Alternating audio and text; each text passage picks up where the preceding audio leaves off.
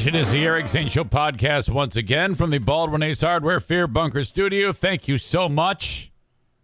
I am in an exceptional mood. Let me get this out of the way first. Dear Meathead, I need questions for Dear Meathead.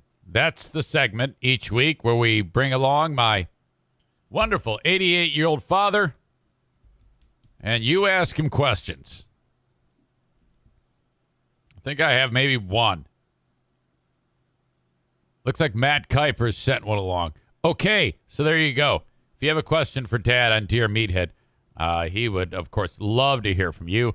Eric at ericzaneshow.com. And off we go. So this show begins. And let me just tell you, I carved out the time yesterday to sit down. I had an hour and 40 minutes of telecast of Better Call Saul. I'm so happy. I am so pleased at how this went. 2 for 2 now on shows made by Vince Gilligan and Peter Gould in terms of wrapping it up. No one wraps a show up better than these two. First Breaking Bad, now Better Call Saul. The nicest, neatest bow, all loose ends accounted for, a finite ending. It is over and done with, and excellent, absolutely excellent. Nothing ridiculous in any way, shape, or form. Just absolutely perfect storytelling from beginning to end. And I honestly finished, and not like I finished like sexually. I mean, I probably could have finished sexually because it was so good. But I finished the show, and I was like, wow, that's it. That is fantastic. So rarely does that happen. I mean, I talked at length with you in the last couple of days about how, crawling to the finish line is that horrible way that it goes most of the time. I still can't figure out how people can do that, be so excellent at pulling you in, and it's almost like they're punking you on purpose. Let's get everybody wrapped up in the show, and then we're going to sabotage it and make it shitty, and no one will like the ending or the final season. I mean, Ozark, that's the latest one in my crosshairs. That whole final season, dragging on. Why are you doing this to me? You could just feel the momentum leaving. It's like, what the fuck? All this time and energy I've put into this fucking show, and you assholes. Oh, God. Man, it really... I remember when the final season of Ozark came out, and Ding Dong, Bill Simonson, huge. Oh, that is such a great... And I thought, he's going on and on about how great it is. I hadn't yet watched it. I was like, well, that's exciting. I'm actually happy to hear that, because then I'm looking forward to actually watching it. I'm extremely picky with my shows, because Aram says, what show had a bad ending? Game of Thrones, Dexter, and Ozark were great. Ooh, no. Well, I didn't see Dexter. And Game of Thrones and Ozark were not great. Okay? I don't know why. You need you're not that's too bad. I probably should not have a conversation about television with you, because you're so wrong. It's oh God. Yeah. Game of Thrones was great. Are you crazy? Come on.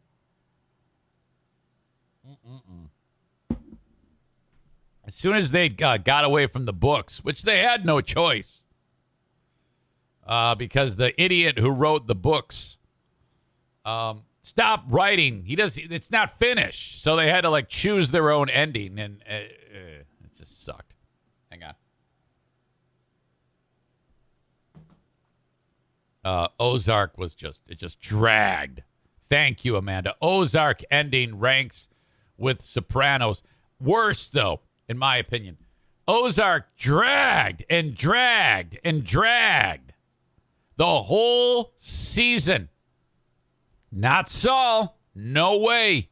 No way. No how. No spoilers here. But it absolutely was just fantastic. And I'm excited because two people I know, because of me going on and on and on about the show, have picked it up. Kind of. Kenny is so far behind. He's always been like one of these, hey, I've never seen Breaking Bad. I'm like, oh, my God, dude, what the fuck? How could you not? And he finally has jumped on board and now is losing his shit with episode after episode. And he's like, yeah, man, you were right. This is great. I'm sitting here putting in the miles on the treadmill. And this is fucking awesome, man. Walter White's a badass. Ow! Ooh! And then Stevie, who at one point was like, Saul sucks. I was bored one episode. And it was like, come on. Stick with it. Let it unfold. Stick with the show. Okay? And now she's like, whoa, yeah, I love it. Sorry, Stevie doesn't sound like Maureen. Hi, handsome boy. I want to see Saul all the time. Hi, handsome boy. When can I meet that guy? I want to see Saul all the time. I want to see O'Neill all the time. Jason Mace says, worst ending ever was Terra Nova on Fox. If you say so. Season ended on a cliffhanger and then never came back. LMAO. That does happen. That does happen. Shit, man. I invested a lot of time into the film, not film, Netflix series Mindhunter. And then he bailed on it. It's like, come on, man. I was loving that. I was just loving that show as much as, I love true crime and based on real stories, real serial killers. Megan with another gem. Worst ending ever. Lost. Yeah, that sucked. Oh, my God.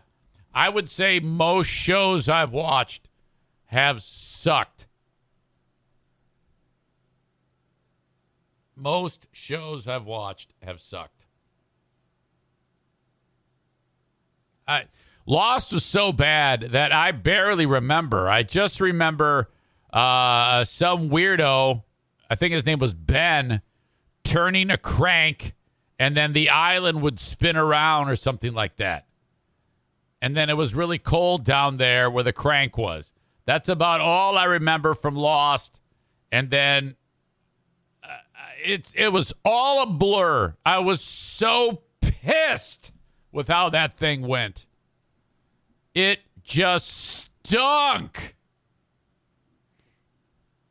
Kenny says they might have bad endings, but it's the worst. Hey, they might have bad endings, but it's the worst thing ever when a show gets canceled and people who were watching it get no ending. You're darn right.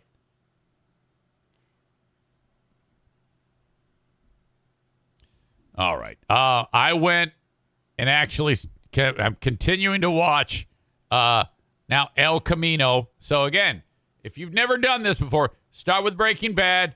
Watch the film El Camino, and then go watch. You can even watch El Camino while you're watching Better Call Saul. It's just I'm raving. Someone said Vince Gilligan, the writer of Breaking Bad and Saul, and the writer-director, said that he put out a show called Battle Creek, 1 season, 13 episodes, but I don't think anybody watched the thing, but I love the way that guy makes TV. Tyler, who's dumb, says you can skip El Camino. Ridiculous. All right. Really, really awesome. And then I saw AMC promoted that Bob Odenkirk, who plays Saul, and Giancarlo Esposito, who plays Gus Fring, will be featured in 2 new series coming up on AMC, which might be great, but it might not, because I don't think that Vince Gilligan and Peter Gould have anything to do with it. What I love about this show was the writing. The writing was and the creative way they work everything in. It's just excellent. I know I'm blathering on and on about this, but the show did not let me down, and I've talked about it long enough that, damn it, I wanted to spend time trying to get more and more of you watching these shows so that I can have somebody to talk to. I'm actually very, very excited because now Kenny is seeing things on Breaking Bad that I saw years ago, and he's like, holy shit, that part. And I'm like, yep, oh, my God. So then I have these little conversations with him. Okay, once again, Dear Meathead, I need questions. I had one question from Matt Kuipers. I'll read to my dad. I have a group of friends at work that used to go by a certain name. A bunch of them quit, and now the people that are still at work don't want to be associated with that name. Should I tell them to suck it up and use the name, or should he just drop it and think of a new name? Yeah, that's going to confuse him, Matt. I understand what you're shooting for there, but that's far from the word I like to use is pithy. Okay? No big deal. So I might, Matt, I love you, but I might not even use that one. So now we have 0. Eric at ericzaneshow.com. This may be the shortest version of Dear Meathead ever. He's going to be here in 45 minutes, and I have no questions from you. So I don't know. Maybe this is just me calling my dad to tell him that this is the last time we're ever going to do this, because anyone who wants to participate has either left or does not want to participate anymore. Dad, I'm sorry. I'm going to break your heart. But the audience is obviously in a take mood, no give, and that's how it's going to be, Dad. I'm going to break his heart because of you. So 44 minutes till Dear Meathead happens. I don't know. Maybe I'm asking too much. Is there nothing going on in your lives that makes you, that you can just send a one-line question off, Eric at ericzaneshow.com, for this poor man who lives to do this segment? Are we doing my show again? I had a conversation with him yesterday, and it was like this. Yeah, Dad, I'm just painting. Oh, I hate painting. It's not so bad once you get going. What are you painting? I go, I'm painting a bedroom. And a bedroom and a closet. He goes, inside or outside? And I hear Joanne laughing in the background.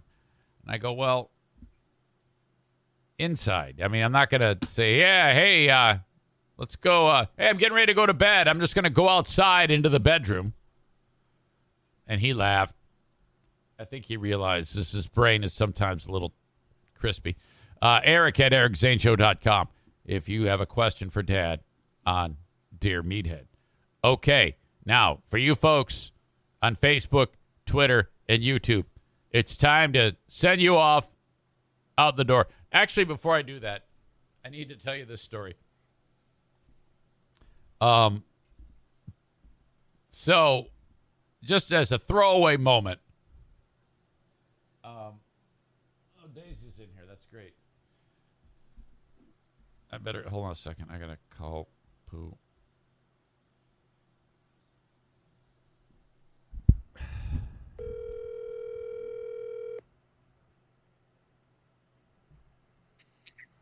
Hello? Yeah, Daisy barged her way in here. Can you grab the door for me? I could have just done it instead of calling you, but you know, I'm kind of in a groove here. She just hits the door with her head. Oh my God. Okay. Okay. Okay. I'm on my way. Okay, thanks. Okay. Queen of the Forest. Kyler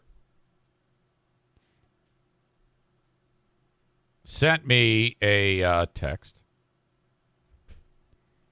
He copied the world famous Kevin Kuipers.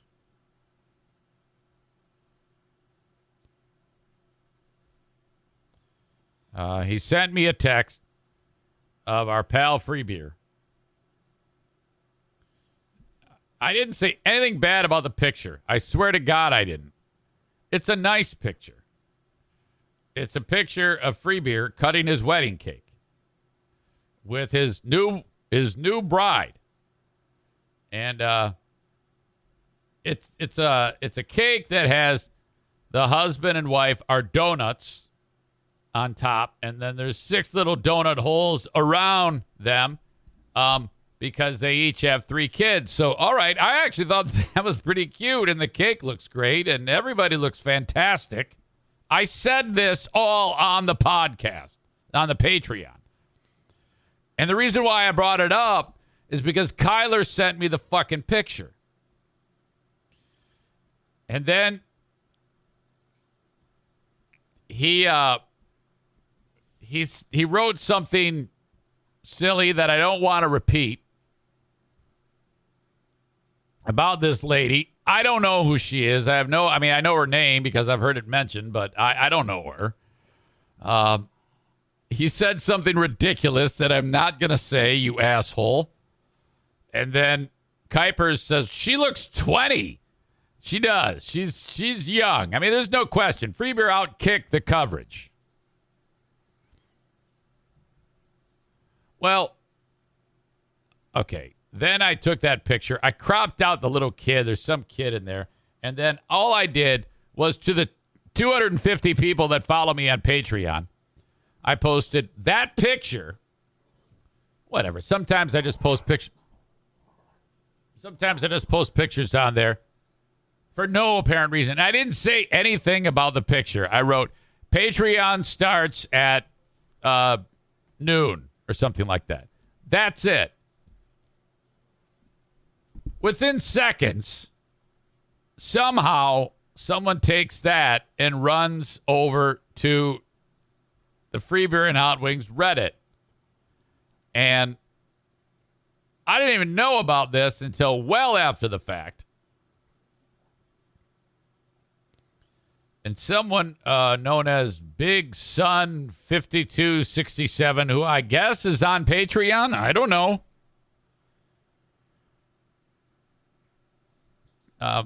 wrote, how to promote your Patreon when the high point of your career ended after you got fired from the only radio show people cared about you on.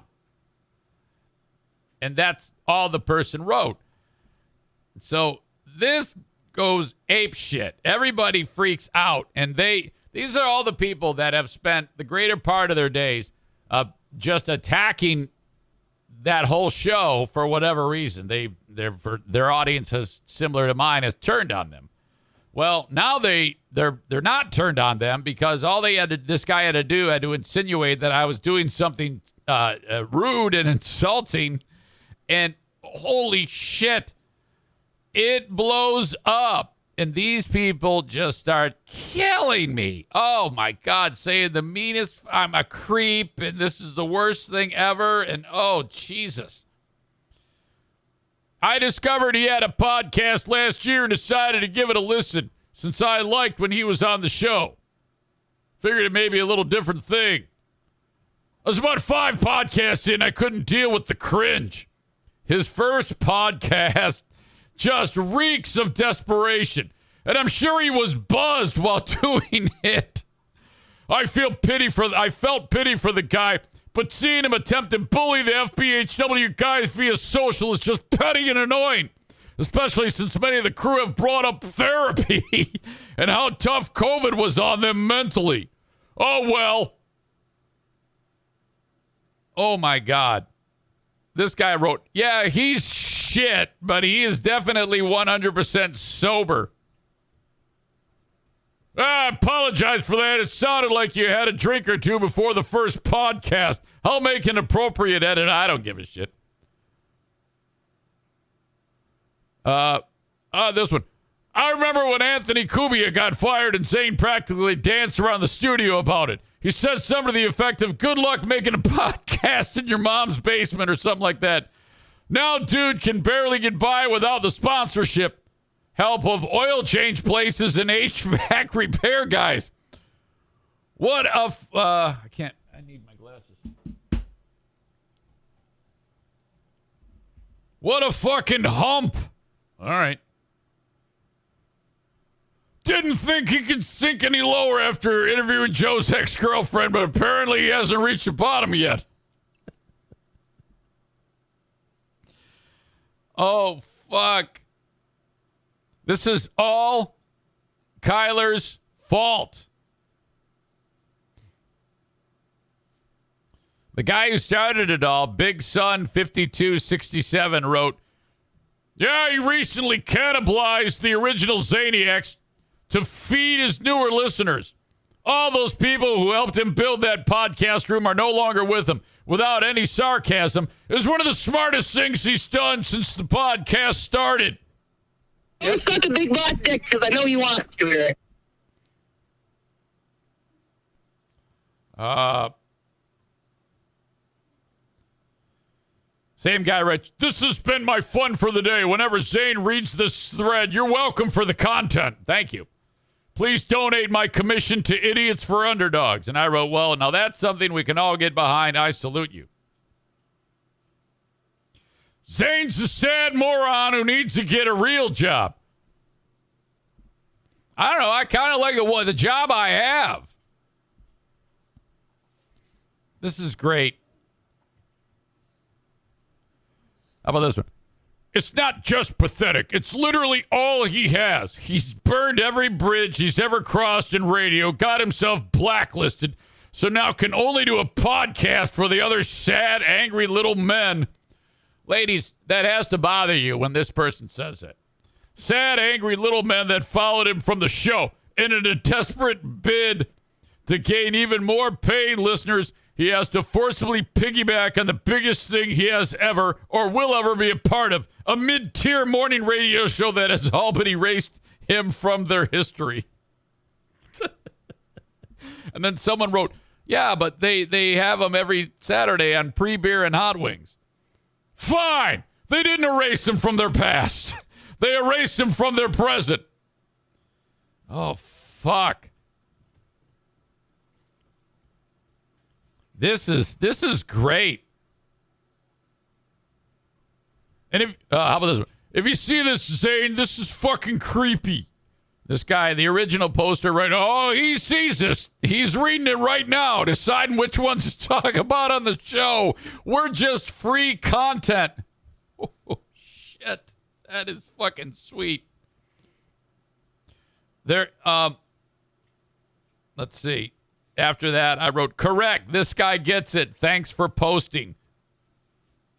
And I'm minus 54 because the way this works is if you like the comment, you hit the up arrow. You don't like the comment, you hit the down arrow. So, most people are like plus 30 whenever they call me a fucking asshole. I'm a minus 54. So this all goes on. And this guy writes, this is like the third or fourth time recently that he's used Free Hot Wings as clickbait for his show. And I wrote, oh, no, I've done it way more times than that. You just missed it. All right. So that's great. And then I got banned. Well, okay. So I keep forgetting my password for these stupid Reddit accounts. So I'll make a new one. And whenever I make a new one, I get banned from their page. So Reddit finally got wise to it and said, not only are you banned from that page, but we're banning you for 3 days because you keep trying to circumvent their bannings. So I'm like, fuck. Well, now my fun's wrecked for a few days. Come on. That was great. Thank you. I'm very appreciative of that.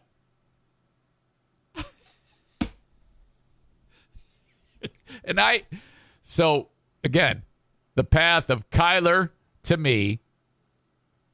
Thank you, Game Trickster Pizza Time rating with a pizza time is rating with a party of one. So, all right. Kyler sends the picture. He's mean about the picture.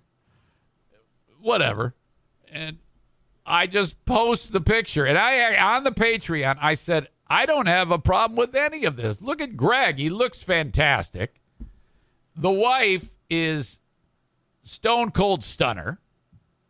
And he's cutting a wedding cake. All I did was posted the picture and said, hey, the Patreon starts in 10 minutes. It was a warning. It was like a 2-minute warning letting them know that, hey, I'm about to go live with that picture. And these people go crazy. Oh, my God. And so that's where it leaves us now. This is all Kyler's fault. Josh writes, anyone that's writing, quote, it's sad that, ... on Reddit does not understand the meaning of irony. However, as this unfolded, one of these people reached out to me and actually asked me a couple of legit questions.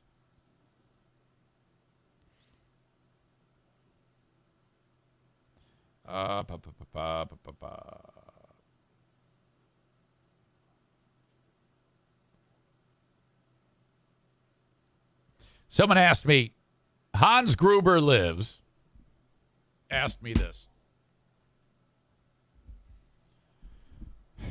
There is nothing that brings me more joy than trolling. He asked me if I like being a troll. And I said, yes. There's nothing that brings me more joy than trolling people on Reddit. I was born to do this.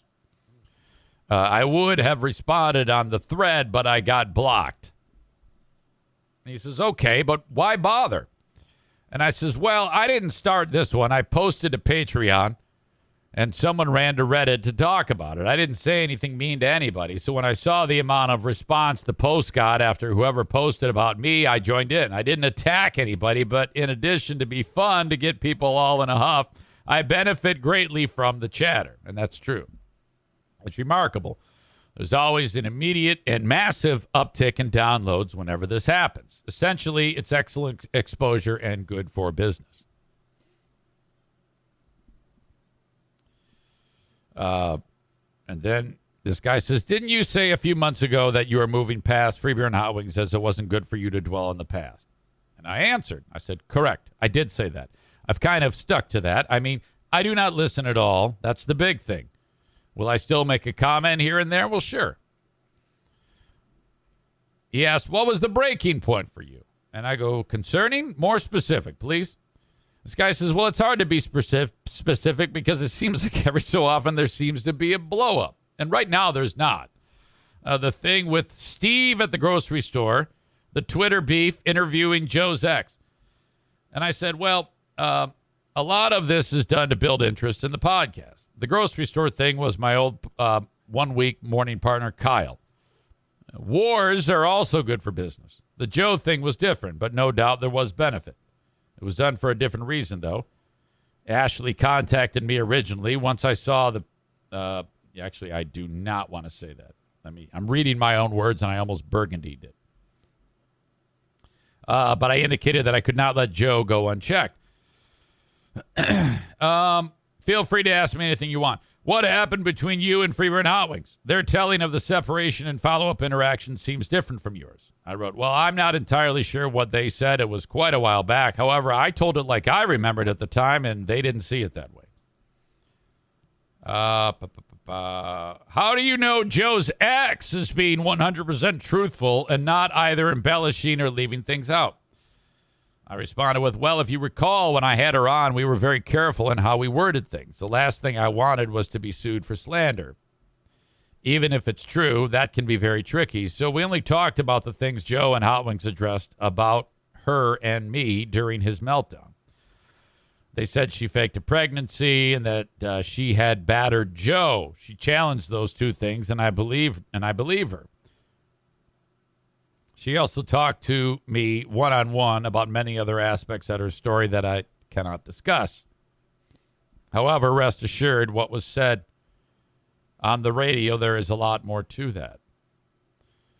This guy says, but nothing was presented that corroborates her side. Are there texts where Joe admits doing things to her? You said you saw pics. Are they pics of Joe doing anything or an aftermath with no visual indication of how any marks were made? You'd have to admit, this person continues, after hearing you say you're done with him, you can understand why it might be hard to take what you're saying at face value, particularly in light of some obvious hard feelings. And then I wrote, well, that's kind of the territory that I shouldn't speak of, but yes, there's plenty. But we weren't going to open that can of worms publicly for the reasons I explained.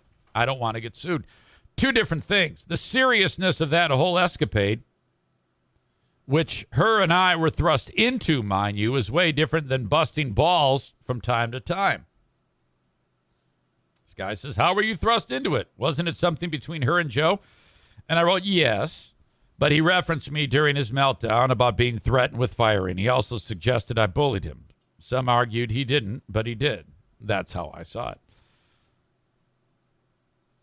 So I was actually appreciative that he wrote that. And again, this all goes back to Kyler. I blame him for everything.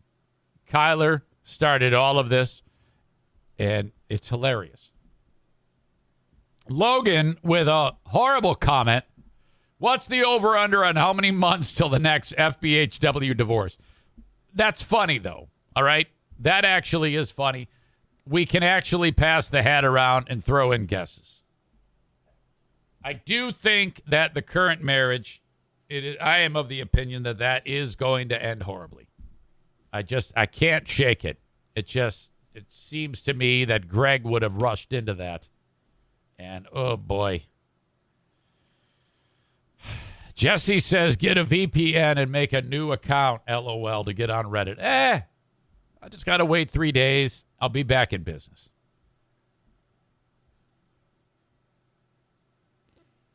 Adam says, I hope it does not happen.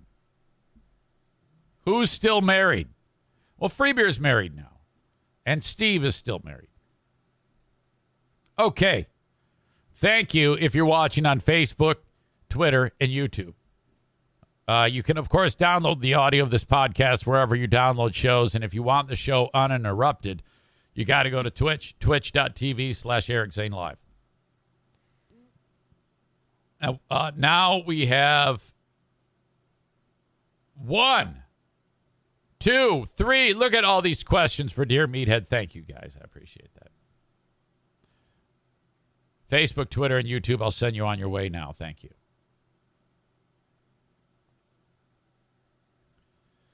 Facebook and Twitch, brought to you by Irvine's Auto Repair, Grand Rapids Hybrid, and EV. Twitter, brought to you by Blue Frost IT. Bang on their door to contribute to the booze collection.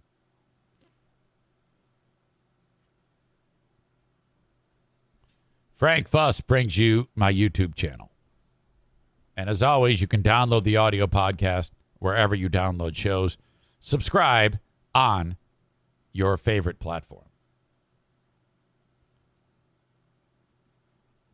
Liz Cheney is out. What an ass kicking. Okay, this is the lady. You've seen her. The daughter of Dick Cheney, member of Congress from the state of Wyoming. Republican, hates Trump. She was up in a primary. She was being challenged in a primary in the state of Wyoming. Now, typically that's hard to unseat a person in the primary. But in Wyoming, that's a really red state, so that's the big one. If you win the primary, you win. You will win if there's any Democratic challenger, because it's a super red state. You know, you got all these shit-kicking cowboys and Trump lovers. They love Trump. Oh, my God. They hate Liz Cheney. She got annihilated by like 37% of the vote. It was such a slaughter. It's not even doing it justice to call it a landslide. Oh, my God. I posted about this. Wyoming dirt people strike back.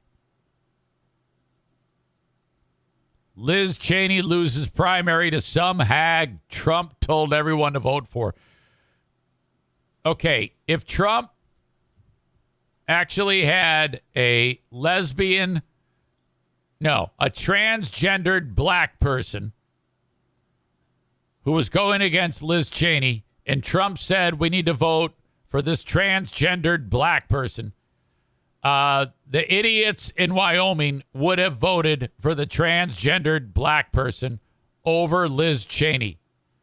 That's how much she had no chance to win this thing. My God. Jesus. Slaughtered.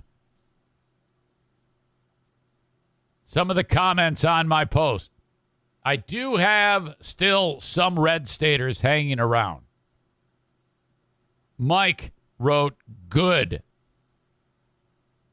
Thomas insulted Mike. Tony wrote cult leader. And I believe that. I believe that the whole Trump thing is a cult. And he, if this guy runs, he could very well win. Holy shit. And then what?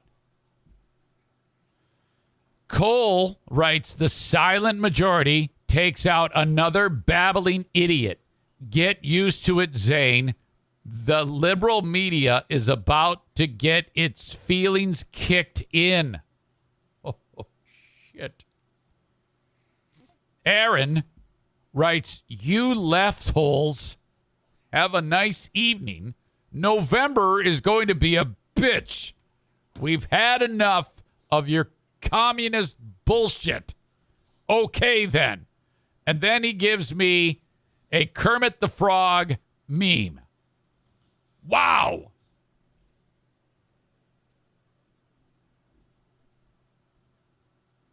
Okay. Well, that's concerning. That is really concerning. I'll tell you this. It's going to be entertaining. It's going to be very entertaining. The November election is going to be super entertaining. I'm really anxious on a local level to see if, what's the chick's name? Tudor Dixon can take out Whitmer. If she does, oh my God. You see, what you have here is in Wyoming, the chick who won, her name is Harriet Hageman, I believe. She is a election denier. And so is Tudor Dixon, the chick running for governor in Michigan as a Republican. These are the people that say the election was rigged. You got that chick who's running for governor of Arizona, too. You got members of people that are running for Secretary of State in states that are election deniers. So the people that are going to oversee the next series of elections, the people that are running are election deniers. So that's insanity to me. And, oh, my God, in Michigan in particular, you have an election denier running for governor as a Republican. You have an election denier running as attorney general. And you have an election denier running as Secretary of State. Shit. If they win, the fireworks that will erupt. Oh, my God. Oh, fuck. If they win that election, what they're going to do is they're going to hire that bitch who had the pizza joint in Holland, the dumb Polish bitch, and probably make her part of the state cabinet. They're going to take the guy who was giving haircuts during COVID and make him in charge of something.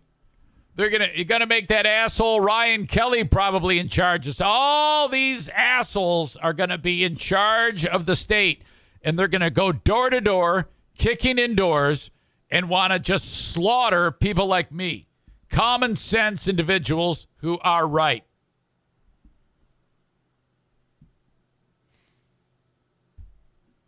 My God. Jesse writes, my father-in-law is hardcore sucking Trump's dick still. Facebook QAnon believer. Oh, God. How do you... Fuck. What are those conversations like? And if they start, are you just kind of like, want to get away? Are you just trying to get away? Get the hell out of the room? Oh, my God. So now Liz Cheney, the idea surrounding her is, if you look at this, Liz Cheney for president, 2024. Tyler out of Winnipeg, Manitoba writes, already a top seller. She will run and she could win. Dems unhappy with Sleepy Joe, and the socialists and moderates on the right make up a huge number. Today, on the Today Show, Savannah Guthrie pressed Liz Cheney about this. She dodged. But that she might appeal to your old pal Eric Zane. And that's what Tyler is saying there with that comment. I'm a little bit concerned, though, on how she would stand about gay rights and abortion. Because she's a Republican, but so if she says, well, I support Roe v. Wade, that is going to be a problem. And it's like, Eric Zane, how can you possibly support Roe v. Wade? You're a Catholic. Or how can you possibly support gay rights? You're a Catholic. Now, let me tell you something. If it boils down to religion, first of all, that's between me and God. And if I'm willing to die and go to the pearly gates, and then I am immediately summoned to the corner office to have a discussion about how I feel, well, then so be it. In my earthly life, this is what I stand for, and this is what I believe. Now, to be specific, as I've indicated before, if any of you sick assholes have an abortion because you just like having abortions or you just want to get rid of a baby, I hope you go to hell. You're an asshole. You're the worst. You're a freaking murderer.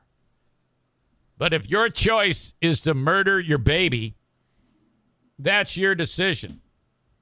And I can't tell you what to do. All right? I've made this very clear. So I support women who want to have abortions.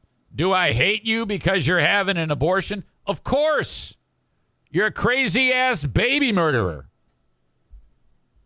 But that's your decision.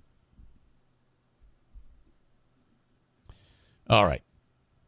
Lot of ground being covered today. Very happy with how this has gone so far.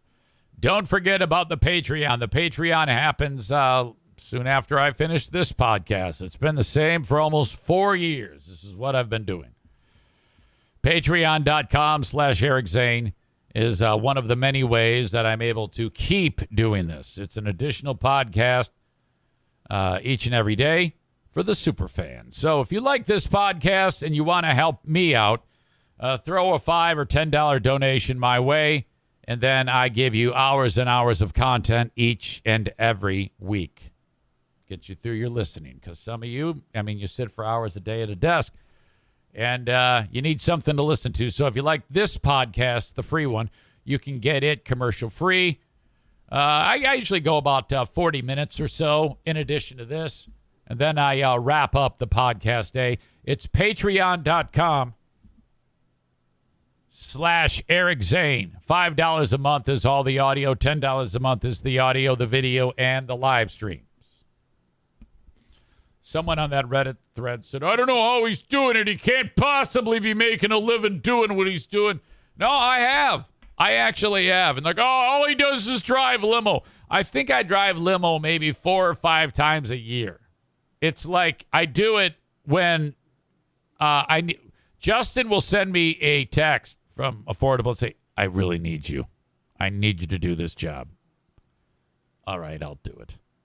That's how that goes. So, I mean, honestly, I have been able to carve out a living somehow, building this from nothing. So if you are a person that does hate on me and suggests that I don't have a job, I absolutely have a job. This is my job. Hold up. Hey, don't start, you two. Daisy. Daisy. Knock it off. Licking Bruce's ears is going to get him aroused, and then he's going to hump her, and then that's bad.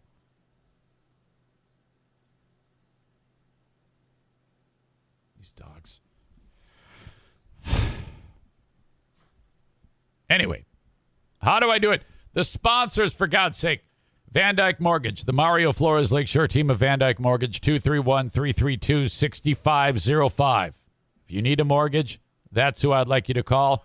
Anywhere in the Union, so it doesn't matter where you're listening. There are exceptions, though. South Carolina, Maine, Alaska, and Hawaii. The rest of you, if you need a mortgage, consider calling Mario.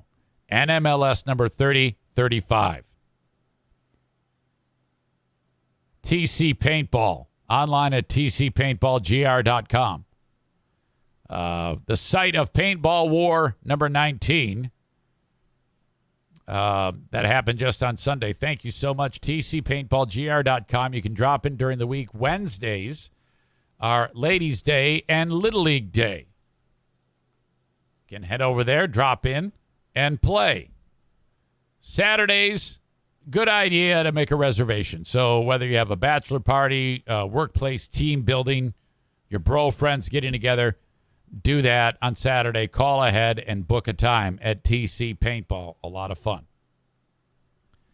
The Kent County Health Department reminds you that their website, accesskent.com/health, has everything you need when it comes to information about the WIC program. If you are down on your luck, which is a lot of the people that are the group formerly known as Zaniacs, all of them are on WIC. They are all taking advantage of the system, though. I mean, they're doing it, so that they don't have to work. And that's unfortunate. Hopefully, the law will catch up with them. But if you are a law-abiding citizen and don't want to scam anybody and you are hungry, call upon the Kent County Health Department. Get more information about the WIC program. If you are a teacher in the state of Minnesota, this is unbelievable. If you are a teacher in the state of Minnesota and you've been teaching for 35 years and you are white, and the teacher in the next classroom has been teaching for one day and is black, in the state of, in the community of Minneapolis, the Minneapolis Teachers Union has agreed to this. Minneapolis Teachers Union, and the word comes down that a teacher must be laid off. The union in Minneapolis, okay, all right, we got a 35-year a veteran teacher who's been doing this for that long, is white, and then this one has been working for one day and is black. Who are we going to lay off? The white one. I mean, it actually is written down. Lay off the whites. Oh, shit. How could you? Who's in charge of the union in Minneapolis to agree to that? What the fuck? The story is going around, and it's just fantastic. The agreement reached last spring exempts teachers from, quote, underrepresented populations from seniority-based layoffs. Wow. let's get into this. An agreement between the Minneapolis Federation of Teachers Union and the school district states that white teachers will be laid off before teachers of color, regardless of their seniority. That seems like illegal. I mean, I support it. I mean, of course I would support that. In this day and age, that's what you want. Especially if you're a community, reeling from Derek Chauvin killing George Floyd. This is how the healing begins. You take white people and you take away their rights and give them to the black people. That is the only effective way of healing. They should take it a step further in Minneapolis and say that if you are a white person and you have $1, that dollar is now only worth 50 cents within city limits. That should be the next thing they should do. The agreement, which was reached to end a 2-week teacher strike last spring, says that starting this school year, if accessing a teacher who is a member of a population underrepresented among licensed teachers in the site, the district shall access. I think excess is supposed to be laying off. The district shall access the next last senior teacher who is not a member of an underrepresented population. So if you're the next in line to get laid off and you're black, they will say, no, you are not going to be laid off. We're going to make the next least white teacher. Now, I gave the example of someone who's 35 years, but that could be if everyone, in addition to the white teacher that has 35 years experience, has more experience than her, but that's a very extreme example. But you get what I'm saying. They're saying black people are cool. They're not getting laid off. We're going to lay off whitey. Holy shit. Accessing teachers is the process by which staff are reduced at a particular school due to a drop in enrollment, funding, or other reasons. The agreement further goes on to say that when reinstating teachers, quote, the district shall prioritize the recall of a teacher who is a member of a population underrepresented among licensed teachers in the district. All right, this is great. This is the way it should be. In fact, where I live in beautiful Hudsonville, Michigan, may be the whitest place on the planet. I am not kidding you.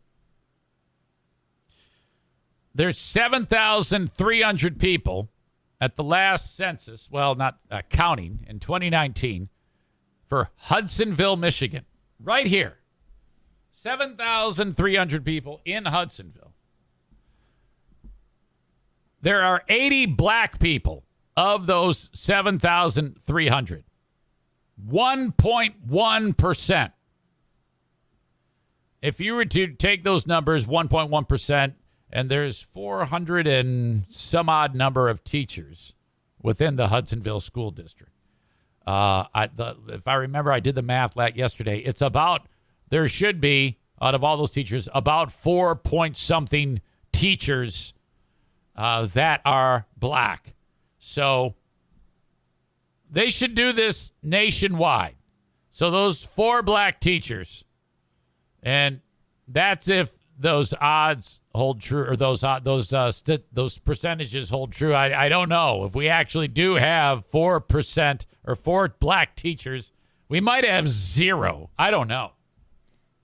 But we need more, frankly.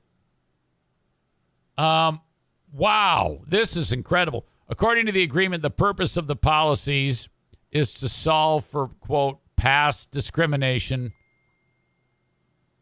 by the district, which the agreement said disproportionately impacted the hiring of unrepresented teachers in the district as compared to the relevant labor market and the community, and resulted in a lack of diversity of teachers. So they're slowly like making it more diverse.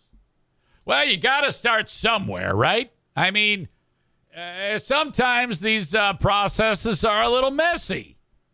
And if we're gonna do this right, you gotta. It has to happen. According to the Star Tribune, 50 teachers of color will be losing their positions this fall due to cuts tied to enrollment losses. In a summary of the agreement, the union says the policies will move the district closer to safe and stable schools. Okay, here's the best part. Students need educators who look like them and who they can relate to. It's the Mel Tucker rule. How do you think Kenneth Walker wound up at Michigan State? He didn't even visit the campus. He saw that Mel Tucker was the coach, and he said, I'm going to that school because the coach, I'm not even bullshitting. That's true. You should have black teachers in the school. Okay? I mean, besides, if you're a white educator and you've got all black kids in your school, and one of the students gets something stuck in their craw, you know who's going to get their ass kicked? The teacher. You should probably say, this sounds like a good idea. I'm all for it and support it. Students need educators who look like them and who they can relate to, the document says. This language gives us the ability to identify and address issues that contribute to disproportionately high turnover of educators of color. Edward Barlow, a band teacher and member of the Minneapolis Federation of Teachers Executive Board, told the Star Tribune that the agreement can be a national model for finding ways to retain teachers of color. Is it fair? Doesn't have to be. Tough shit. Get over it. The agreement states that these policies will no longer be in effect when the diversity of teachers in the district represents the community and labor market. So they're trying to balance the scales here. I see nothing wrong with this. Everybody's making a big deal about it because they're saying, oh my God, a white teacher's getting fired because they're black. And shut up. So what? Give me a break. This is what we need in all. You know what? And it should be the same thing for the NFL, but in reverse. Or basketball. Basketball is the big one. Okay? We need to have it so that when basketball teams have 12 guys on the team and they're all black, that is underrepresenting white people. So we need to start cutting black guys out of the NBA to allow for a balanced amount of white people. At any one point, okay, if there's 10 guys on a basketball court, 5 have to be white. It'll turn into the shittiest basketball league that has ever existed.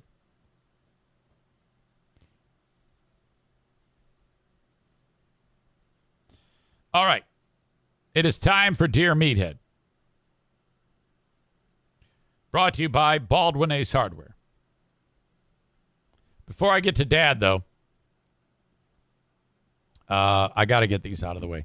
A&E Heating and Cooling. 616-516-8579. Love them. If you have any issues with your heating and cooling, that's who you call.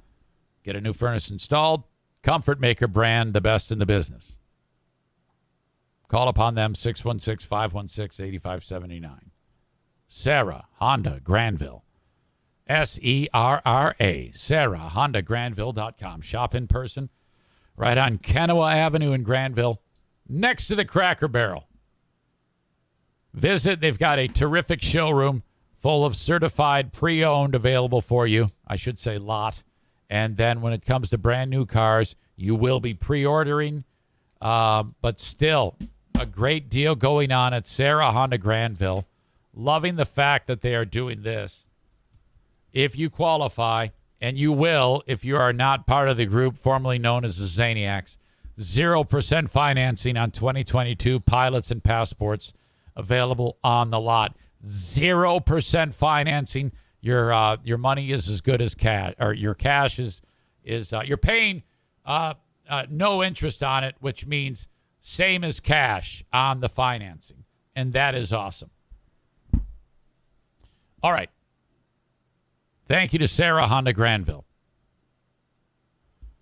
Bennett Flooring Installation. They'll be at my house Saturday to install the bedroom flooring. 616-318-0167 for Bennett Flooring Installation.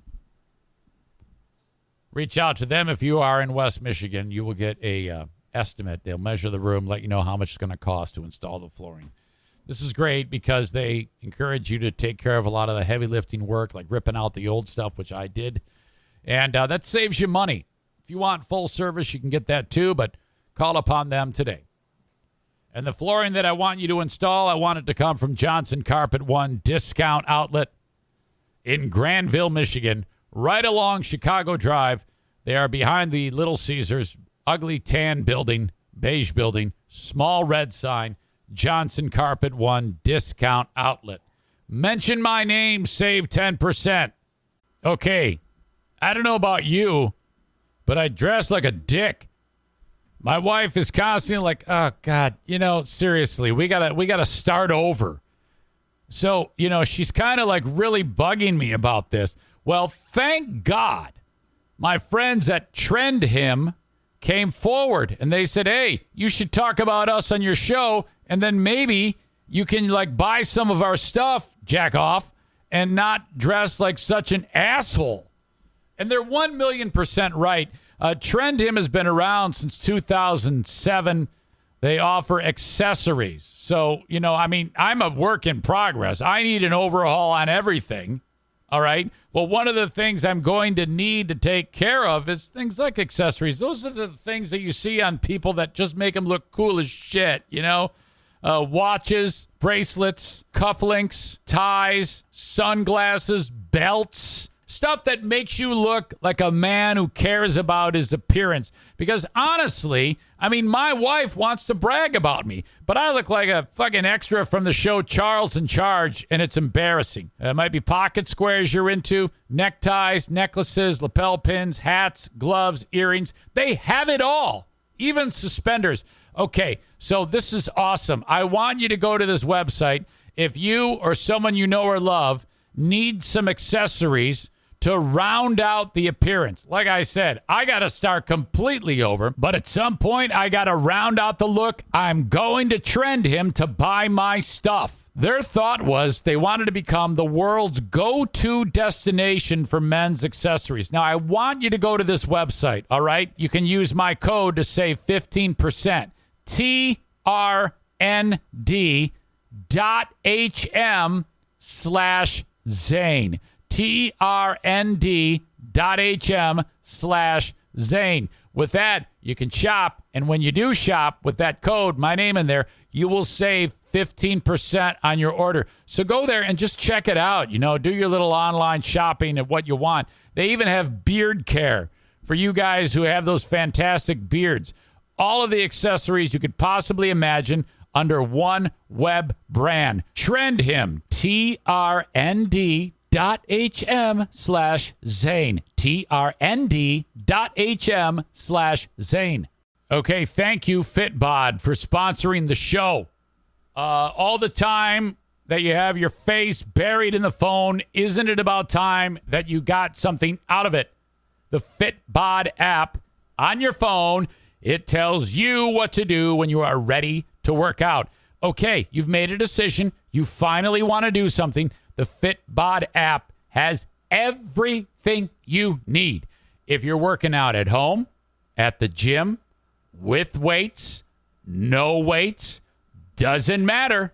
This thing is going to get you in shape on a cardiovascular level, heart and lungs, strength, your muscles, your endurance, all of that stuff, and it's going to be fun. You're going to love it. It tracks your fitness, tells you about the goals, how close you are to them, and it modifies itself and the workouts for you based on how you're doing.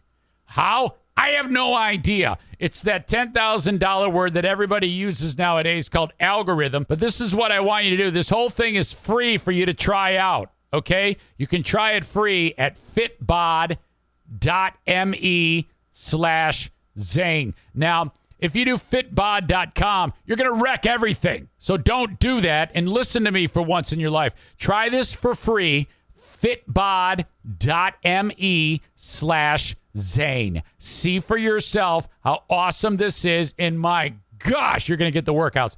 Stick with it, okay? You know, Rome wasn't built in a day. You're going to get this done, and I believe in you. You can also get 25% off of your subscription and try out the app for free when you sign up now at fitbod.me/Zane. One more time, 25% off your subscription or try it free at fitbod.me/Zane. Now get after it.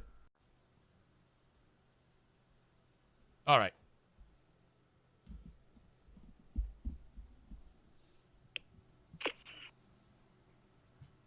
Hello.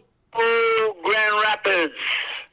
Hello, Eric. Hi, Dad. How are you? I'm well. How about the whole thing? Everything's great. Everything's great. You know, it's been a quite a summer. Actually, it has. We haven't done a lot this summer, but it's still, you know, just great to be able to talk to you. So welcome in. Well, thank you. Thank you. Likewise. What's on tap for today? Well, right now, just to try to open my eyes.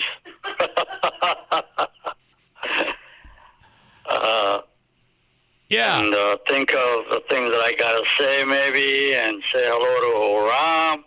Yeah, that's funny.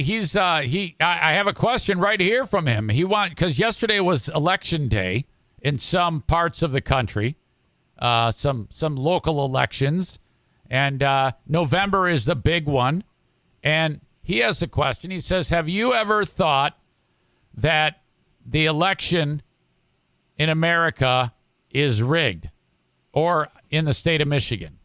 Have you ever thought that possibly the election could have been rigged? Well, I don't think so as far as that goes. I don't either. There's a lot goes into election, you know. I'm not a political person, so I don't pay a whole lot of attention to it. But you remember when Trump won, or when Trump lost, when Biden won, Trump was like, oh, no, it was a scam. No, I don't get involved in that end of it. Okay. Politically, I'm not too much trying to find the right word for it, and I can't think of it. You would probably say it's not your forte. That's true. What is it, Joanne? Washington's a scam. Joanne says Washington is a scam. Washington's a scam. Okay, you know, I hear that a lot from people. They're like, oh, it's just a bunch of crooks in Washington, you know? Well, That's what I think. Okay. I'm not into it. I'm not knowledgeable. Yeah. It sounds like Joanne's got a handle on it, though, Dad. Oh, she does. She's pretty adamant about how things go. And Does Joanne tell you who to vote for? no, You know? no, I just don't get into it. Okay. Politically, I don't, because I have very little knowledge about that. Hey, you know what? But I vote. Well, but yeah. I don't really. You vote for the president. I vote for the president. you Right know. on, right on. Yeah, I get you. You know, you might watch a debate or see a commercial, and then you like the guy or the girl, right? Something like that. Okay. Yeah, we watch the debate. What do you think? Have you heard of the name Tudor Dixon yet? Yeah. Joanne has. Yeah. What Joanne? What do you think of Tudor Dixon? I'm not sure. Okay. I don't want what we got, and she's not. She's against abortion. Oh yeah, dude. Dixon is like she's even gone on to say that, like, even in the cases of rape and incest, that she's against abortion. Yeah, that part I don't like. Yeah, that's a little weird, you know? Basically, I don't agree with abortion unless there's a reason like that. Right. I Well, think that's got me on the fence because the other one believes in abortion. Whitmer loves abortion. She's probably having one right now. And I like her. I think she's done a good job, but I don't like that belief. Oh, it's the whole abortion thing. Gotcha. For me, it is. Right.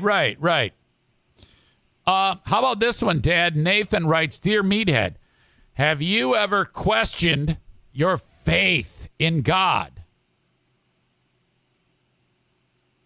No. So as soon as you became a believer, it's like you've never hey, I don't know if this is right. You know? I've never veered off No. about any subject that involves God. Yep.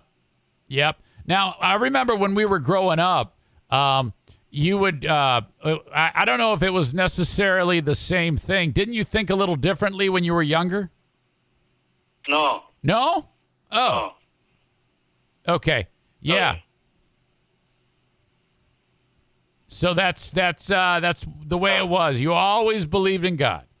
Wait. What? You were raised in the church by your mother. Aha. John says I was raised in a Yeah. church. Well, that's true. Yeah, I remember Grandma was super religious. I went to church with my mom with a book of coloring book and all that. Yeah. I sat there and I was a little kid, you know. So was it like a religious coloring book? I don't know. We didn't have no religious books where I was born and raised. Okay, so Grandma said, all right, I'm going to pray and you color, and then that's it. Yeah, I was just a little child. I remember that. Okay, I remember I was on my knees, and then the bench was my table. Yep. And people were sitting around me. Uh-huh. Just a little kid, you know. What the heck? Was this one of those churches where if you kind of acted out, they would hit you? No. Okay, all right. But wow, I remember the priest. It was not a priest that we see here. No. Just an individual man, clothes with whatever. But I don't remember too much about it. I was just a little kid. Right. Boy, that sounds like risky business to me, to be in a country like Iran and you're practicing Christianity. Oh yeah, no. Yeah, we really were not exactly loved out there. There were about 100 or 1 million Armenians hanging around. Yeah. I mean, Jesus, that could be rough. And I really, I had to fight my way. When I matured a little bit, Yep. ended up having a group of kids.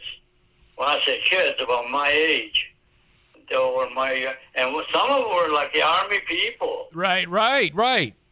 Well, I'm glad that that you were able to do that. I mean, that's tricky to be sure. Well, it was a life of its own, let me tell you. Hey, Dad, Brandis here, this very nice lady, Brandis. I think she's getting into, are you familiar with a sport called roller derby? Yes. Yeah, that was, remember back in the 70s, we'd see women. Yeah. Is it coming back? Yeah, it is. It is coming back. And Brandis wants to participate. And she writes, do you think 41 is too old to be a roller derby babe? 41? No. It's just a kid. Yeah, you just got to stay in shape, you know, and You got to, yeah. yeah, I mean, get in shape and get on the skates. I would love to see that. I used to watch it on TV. Oh, it's a good thing. It's really a good thing. Yeah, roller derby is great, especially when they bash each other in the face. Yeah, but yeah, that's it. They can get hurt. Tyler says, Dear Meathead, I'm a 34-year-old father of a 5-year-old, and I'm single. How would you recommend meeting girls to date? Wait a minute. And he's a what? He's 34, and he's got a 5-year-old, but he's single. How would you recommend meeting girls to date? Take the baby to the park. Oh, I thought Joanne said take the kid to the bar. No. Joanne says take the kid to the park. Yeah, that's a good place. That really is. Well, a lot of people now all they do is they just go online and meet somebody, but I kind of hate that. I do too. I do not like that line business. Let's go to a line and find somebody. Yeah, it's not line, it's online. Online, whatever. Yeah. I'm with No. you. I'm with you. I kind of like him, go out and interact with the world. And then, Socialize, yeah, socialize, meet people. And then you never know who you're going to meet. That's all right. You can decide with the second meeting to where you're going with it. Right. It's all about the process. You can't really disrupt the process. Sure. So that's, I remember when I met Joanne, I almost lost her. right. But that was at a bar you picked her up, right? Well, he didn't pick me up. No? I didn't take her out. Oh, he introduce himself? No, he went to meet my girlfriend at the bar, and she already had a boyfriend. Oh, so you were like the second choice? Yeah, Yeah. right. Oh, God. I would never let him live that down. Oh, no, he danced with me while he was waiting for her to get off work, and he asked her if he could have my phone number, and she said no, but she would tell me about him and have me come and meet him. So we were introduced by her. Okay. Yep. I think I do remember hearing that story. And then the rest is history. Yeah. Stevie. Oh, Stevie writes, hello, Ruben. We had hydro seed. Are you familiar with what hydro seed is? That's that green stuff that they spray on dirt to get the grass to grow. It's got like grass seed in it. Joanne can tell you something about this. No, thing, yeah. I'm familiar, but I can't tell you nothing. Well, anyway, she got a bunch of grass seed put down, and then there was a huge rainstorm, and the seed got washed away. The landscaping company wants to charge me money to reseed the lawn, but I don't think we should have to pay. What do you think? Well, I don't think it was the fault of the person that did that. The company that did that. No. He's just going to have to reseed it and bite the bullet and pay the price. I agree. I mean, if she puts it down, It's done. I mean, that's an act of God. You can't. That's ridiculous. Oh yeah, I shouldn't have to pay because it rained. No. What are you doing, Stevie? Come on, that's ridiculous. That's Put right. a little straw on top of it. She said, well, I think she should have probably, when you do that, just I don't know, just a thought. You cover it up with something for a couple of 3 days. Yeah, I don't. I think the point of. I don't think there was anything that was going to salvage the seed because we got so much rain, and it's just one of those things. That's right. That'll wash it right out. You put straw on it. Yeah. Put some straw in it. That's not good, though, because you got to put straw and stuff like that, then you got to clean it up. Yeah, and besides, I'm old-fashioned. Just go and buy some seed and scatter it on there. Redo it. Yes, come on. What are you doing hydro seed for? You're wasting your money. That's absolutely correct. Seed somewhere, isn't it? Well, You're going to get grass somewhere. oh, well.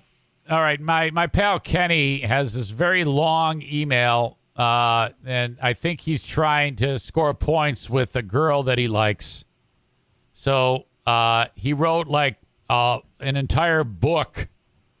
So I'll try to put it into my own words. He met a girl. He likes her. She lives 8 hours away. We agree that we should spend more time together.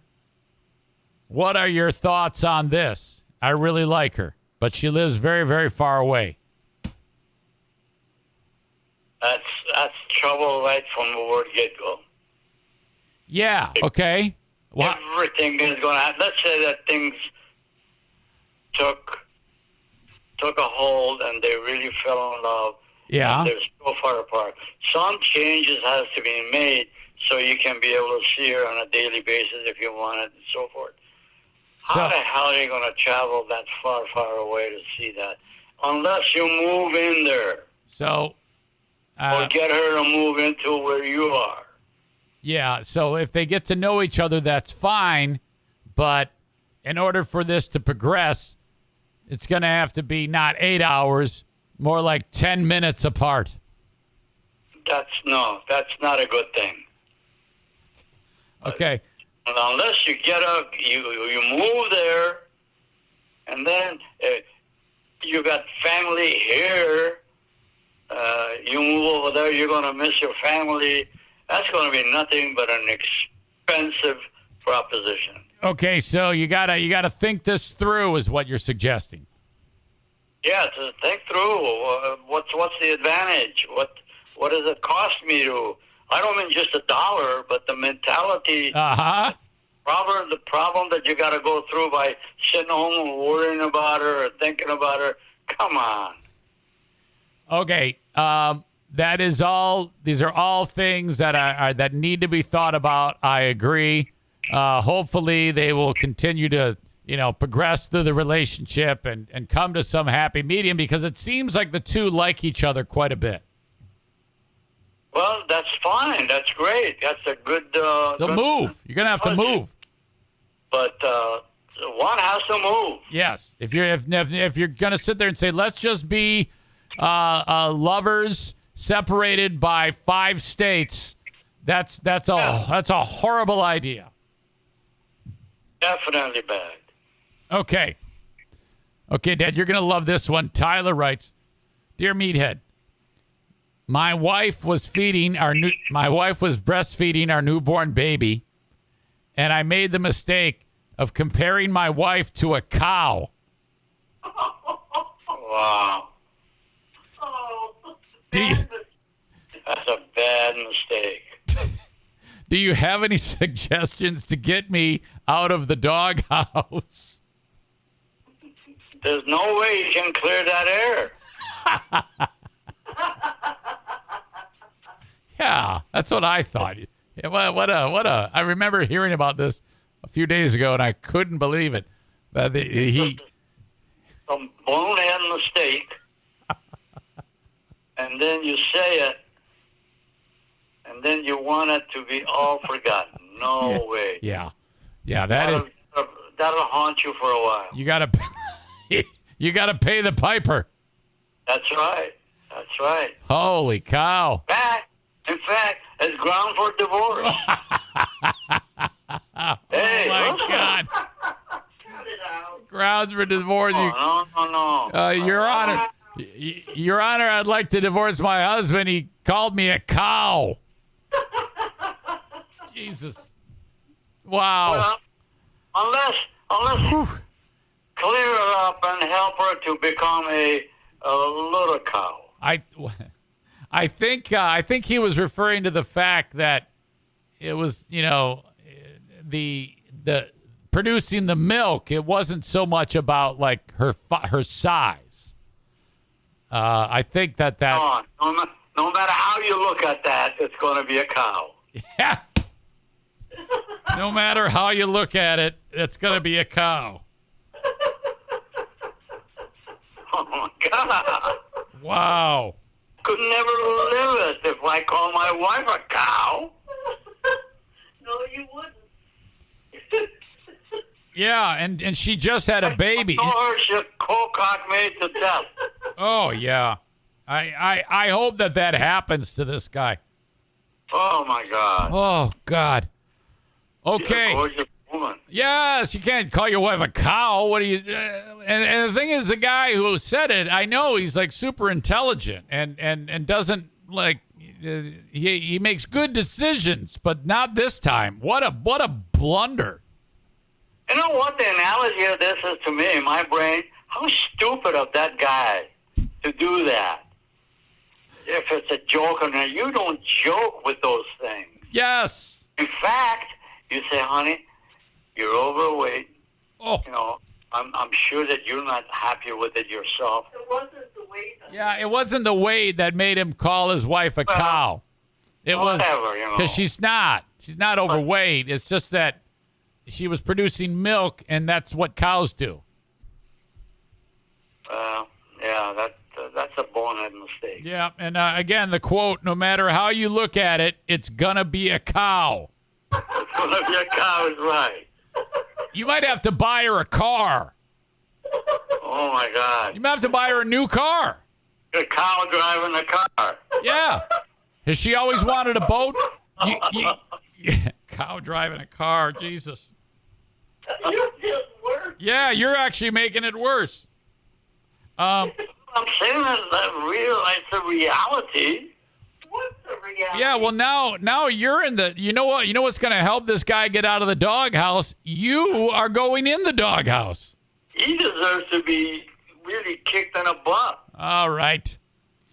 Well, I think we're going to end on that note. I think you did a great job. Everybody loves you. Any final thoughts or final words? No, hey, it's a great looking day, partially cloudy, but it's a beautiful day. Go out, enjoy it, and rake the leaves in the house, in the yard, Yeah. and just take your time for the day. Okay, Dad, thanks for the weather report. Yeah, all right. Wait, Joanne was saying something. Find somebody to help. Find somebody to help. Find somebody to help. All right, I love that advice. That makes perfect sense. Okay. Okay. All right, Dad, I love you. How about you hugging that gorgeous girl of yours? Likewise. Joanne, I love you very much. I love you too. Okay. Bye, honey. Okay, guys. Bye-bye. You. See ya. Some of you, I did not get to your questions. You did come on very strong with the amount of questions. I see a follow-up from Nathan. Thank you. Maureen, thank you. And Megan. And Kenny has a follow-up, of course. In general, hey, man, how long would you say it takes for someone to fall in love? Asking for a friend. I feel like you're using me to send sweet messages to the young lady whom you are hitting it off with, the multi-talented Teresa. I feel like you're not even looking for advice. You're just trying to score points with Teresa. I'm smitten. I'm in love. But that's okay. I don't mind. I don't mind your questions, and I appreciate it. Okay, that was spectacular. Bummer for Tyler. Oh, holy shit. That was just great. Man. All right, there you go. Dear Meat, brought to you by Baldwin Ace Hardware. So awesome. Thank you. Thank you very much. That was a good time.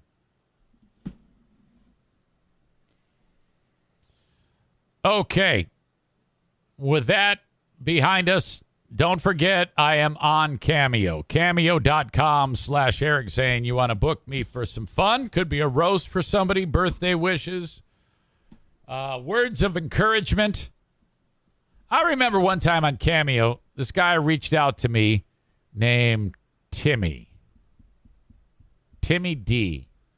And he said, this is serious. I need you to offer me some words of encouragement because I'm drunk all the time. And I want to not be drunk anymore. And I'm like, okay, yeah, I'll do that. And then I see on Facebook, like, the next day, or I don't know how much longer it was, he's like shooting pictures of himself, like doing a beer bong, getting hammered. Like, what the fuck? Huh? Why did you even buy? Why did you spend your money? You idiot. Cameo.com/Eric Zane. It's only $15 and it's a lot of fun. Meet me at Bosco's Pub, boscospub.com. Terrific place for burgers, bar food, pub food, cold beer, cheap, well drinks, eat outside, eat inside, part of Terra Square. Hold on a second. Daisy, what is up?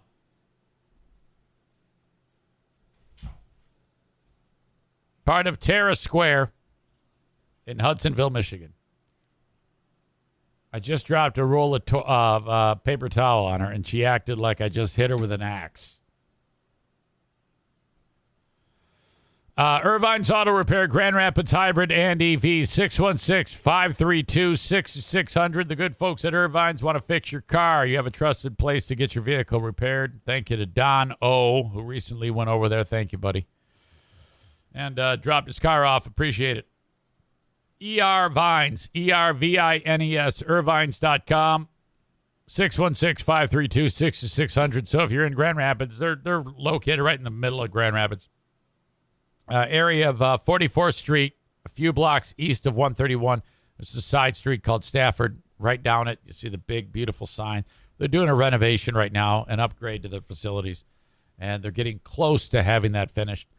ER Vines, Irvines.com, 616-532-6600. You got comedy in West Michigan at Full House Comedy, venues all over the place, fullhousecomedy.com. Great group of people over there. And go see a comedy show. Fullhousecomedy.com. Update on this was the story that happened over this past weekend in Texas, some community in Texas. Some local football coach who actually, I guess the guy was a college football player and then eventually got out of football and is now an assistant coach or in a coach for a elite level football organization in Texas. Football is a pretty big deal, man. You get kids there that are like 6 years old who are like committing to colleges. So it's pretty serious business, but it's still real little kids. These are like 8 and 9 year old kids. And the coach of this football team, there was a brawl that broke out, and the coach of the football team got shot and killed. And the guy who shot and killed him, according to the video, I'm not going to show it this time. I did show it on the Patreon. The guy who shot and killed the coach was a guy by the name of Jacob Talib, who is the brother of former NFL football player Aqib Talib. That guy had a pretty great career. A lot of his time that he was really effective was with the Denver Broncos, and he's busy trying to make a name for himself as a sports broadcaster, as a color commentator during NFL games, and he's pretty good at it. I actually like Aqib Talib. I don't think Aqib is going to be doing anything more, though, because now it's coming out that Aqib started the whole fight. This is crazy because it all started out with the story is that Jacob Talib shot the coach, this dude, and they promoted the story as Aqib Talib's brother is wanted by police for shooting this coach. Well, Aqib was there, actually, and apparently he started the whole fucking fight. Now, in this fight, you see this coach. He's grabbed that thing on the sidelines, the down and distance marker that has 1, 2, 3, 4 on it, first down, second down, third. He's got it, and he's swinging it at people as they're trying to beat him up. And then someone punches this coach, and he goes down, and then all of a sudden he gets up, and you see Jacob Talib pull out a pistol and shoot him 5 times. It's horrible. And the guy goes down. He's dead. Aqib Talib runs up, gets his brother and says, "Hey, man, we got to go." And they get the hell out of there. And then, so, in my opinion, according to that video, Aqib is accessory to murder. Jacob Talib ends up turning himself in. But now multiple eyewitnesses claim that Aqib threw the first punch that led to his brother fatally shooting the guy. Wow. Jacob Talib is suspected in the Saturday night shooting that killed. It was him. According to sports writer Jason Whitlock, 3 eyewitnesses are pointing the finger at Aqib Talib for starting the whole thing. Coaches for the Dragon Elite Academy, the team that Coach Hickman served as an assistant coach, blame Aqib Talib for sparking the tragedy. Aqib incited the whole uproar, Dragon Elite coach Kerry Lewis said during a phone interview Monday. The game would have never been stopped had Aqib not come over to our sideline to yell at the refs. Dragon Elite defensive coordinator Marty Bennett added, yep, Aqib started it. He was the first person to throw a punch. Out of all the people, he was the one who could have de-escalated it. He was the one we all would have listened to. He could have stopped it all. Aqib's attorney, Frank Perez, says that story's inaccurate. You need to talk to all the witnesses, not just the opposing coaches. I'll be more than happy to make a statement at the end of the week when we've conducted a full investigation. The incident kicked off after a penalty was thrown that gave Dragon Elite a first down. One play later, Dragon Elite scored a go-ahead touchdown. Lewis Barnett and a third assistant, Heath Mays, described the events that led to the fatal shooting. That's when Aqib walked across the field to confront a ref. Lewis said Aqib threatened the ref. Quote, I ought to sock your bitch ass now. The assistants remember Aqib yelling. That's what was so weird. All of the tension was between them and the refs, Barnett said. There was no problem between the coaches. We all know each other. Kerry Lewis and Jacob have coached together. I followed Aqib's whole career starting at Kansas. The other thing is that it was their event. They were the hosts, the Talibs. They hired and paid for the refs. The refs weren't cheating for us. So the Talibs hire the refs. The refs make a call that supports the opposing team. Aqib Talib runs over to yell at the ref. The first punch is thrown by Aqib Talib. According to Mays, Hickman, the coach who got killed, attempted to pick up the football, but the person working the first down chains kicked the ball into an area where the North Dallas coaches were gathered. Hickman again tried to pick up the football, but Aqib Talib swung at him. Hickman retaliated and then hit him with the yard marker. Hickman would soon find himself being jumped by multiple people and then gunshots. My God, these are 8 and 9-year-old kids. There's no justification for having a weapon at a kid's football game. It's 90 degrees outside. You're wearing a black hoodie. None of it makes sense. Our babies were all there. Jacob's kids were there. Mike's kids. That's the coach who got shot. Mike's kids. Football fields are supposed to be a safe haven for these kids. This is where they go to get away from the street life. They come here to feel safe. It's not like that anymore. Oh, God, that sounds terrible. Jacob Talib's attorney, Clark Birdsall, told the AP that his client regrets the tragic loss of life, but self-surrendered this morning so that he may have the chance to say his side of the story. Well, the side of the story is it's on video. You pulled out a gun and killed a guy, and you shot him 5 times. And Aqib Talib, his ass is screwed too. He started the whole damn thing. So these guys are both fucked. They should both go to prison for a very long time. My God.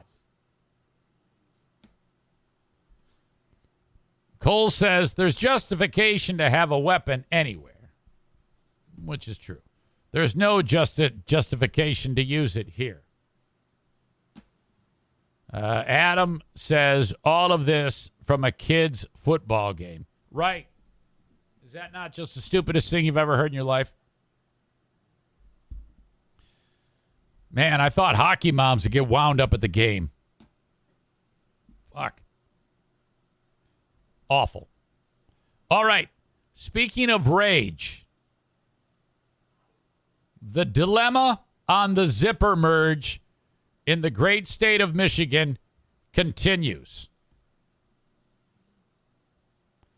West Michigan family escapes close call in zipper merge road rage incident. Okay, I don't know how many times we have to go through this. Let me first of all play you the story. Audio, check. Video, check. Let us begin. Embers flaring up on the freeway. A family is sharing their story tonight after experiencing road rage. 13 on your side's Charlie Tinker joins us live from Grand Rapids with what sparked the confrontation. Charlie. Well, Val, Juliet, obviously a very harrowing ordeal. He was very worried for his family, and all of this over a pretty common traffic maneuver. A little Tom Brokaw influence there. Got to kind of close to Coopersville, and there was a merge point. David Stouffer and the family were on their way back from the lake, moving through traffic on the freeway. There were a few cars. I was in the left lane with a few other cars. And so, as he moved into a construction zone, David went into a maneuver commonly called a zipper merge. It seemed like he didn't want me to go in, but essentially I got in, and then he started honking the horn and flipping me off. And this guy was very angry. David's pregnant Coopersville, it might have been Dean. wife and kids were in the car. He says the driver tailgated the family for about 20 miles, only inches from his bumper. Did he look like a pedophile? This guy seems dangerous. He clearly wanted some sort of confrontation. Drivers use both lanes fully Watch this part right here. until they reach the end of the lane. Drivers use both lanes fully until they reach the end of the lane, you idiots. This animated video shows how to properly execute a zipper merge in different traffic conditions. Experts agree it's one of the most effective techniques in the playbook to keep traffic flowing smoothly when lanes are blocked. Human behavior that's very difficult to engineer for. The number one safety feature in any vehicle is the driver. I get that it's annoying having people merge, and the fact that another car might be entitled to the lane or might merge at a different time than you do, but we're both on the road together trying to get through this construction. David says he managed to escape to the safety of an exit before the situation turned potentially worse. Afterward, he called state police. So I just let him know that, can we have maybe more signage? See, this is a mistake. He should not have done that. The guy was following you. He should have rolled down his window, stuck his hand out the window, and fired numerous times. Or shoot out the back window over the children. That's what I recommend. Can we have more education, maybe even enforcement on people who are trying to act as citizen police officers? There you go. Yes, they should have said that the cops should just shoot the guy who's blocking the fucking lane. That was Charlie Tinker reporting. Thank you, Charlie. Yeah, I mean, my God, how many times do we have to go over this? The fact that we're still having this discussion is remarkable. I mean, seriously. If I get over, if you have a 1 mile backup, all right, a 1 mile backup and a wide open lane for 1 full mile, how about we take half of that mile and put it in the lane? All right? And then just take turns and keep it all moving. No problem. Jesus. I've had it with that. And so quite frequently on 196, I'll be going along and the right lane ends and it's wide open. And so I just get in the gas as fast as I can, especially if I'm driving my truck, and I get closer to the backed up traffic. I get close to it. So I'm just buzzing by just inches from their mirrors. So I'm speeding through there and recklessly driving to actually make them think I'm crazy. Now, if there is someone in the right-hand lane acting like citizen vigilante, I'm going to put it on the shoulder. All right? And that's how it goes. And I rip through like the fucking Fall Guy, and then that's it. And then I'm on the horn, and my middle finger is out the window at them. Sometimes I even slow up and give them the middle fingers and make sure, and then pass, and I'm waving it out the window at them. Then I go all the way to the sign where it says merge, and then I just fucking cut over, and then that's the end of it. That's how I do it. Now, if you assholes can't figure that shit out, that we got to take turns, fuck you, okay? And Kyle from Dumpster Divers, he's one of the big problems. He's the one blocking the lane. This is such bullshit. I can't take it anymore. I don't know why people do this shit. Make life difficult for everybody. The zipper merge is absolutely necessary. Concerning this, though, in the actual, you can see a Facebook post from WZZM. The message isn't getting through. Let's see. That's not how Zipper works. It's every other one merges. Not one merges and the one behind them zooms past everyone else to cut in line. Renee, the whole point is both lanes are used and you zipper merge before the end. So everyone getting in a single file line is not how it's supposed to be done. The person zooming in the left lane is doing it correctly. It should say Eric is doing it correctly. A zipper doesn't work if everyone gets over into one lane. And then dumbass Renee writes, getting over into one lane is literally what a zipper does. Mary gives her the example, an actual graphic to understand. After Renee using both lanes till the end, I attached a picture for you to help you see the difference. She doesn't get it. She doesn't get that all those cars have to be in the lane. We're never going to get anywhere. Okay? This is just going to keep happening. We need to have cops there busting people. We need a campaign that says the zipper merge is correct. It needs to say zipper merge is correct. Lane blockers are breaking the law and will be shot. That's what it needs to say, and they should be. That's what they deserve. I hate the lane blockers. Okay, now if I'm in Diana's car, I'm less likely to drive like a maniac, but I have done it with her in it. And then I'm giving the finger to truckers, the whole thing. It should say new rules. Use the lane, don't block, give truckers the finger. Be prepared to shoot out your car window. These are all things that you should be prepared for when it comes to the zipper merge. I am sick and tired of everybody screwing that up. Jesus. All right. Amanda says if you drive slow and zipper, this is how it looks on my end. If you drive slow and zipper, you keep moving. You know, how do you expect to contribute if you're not even writing English?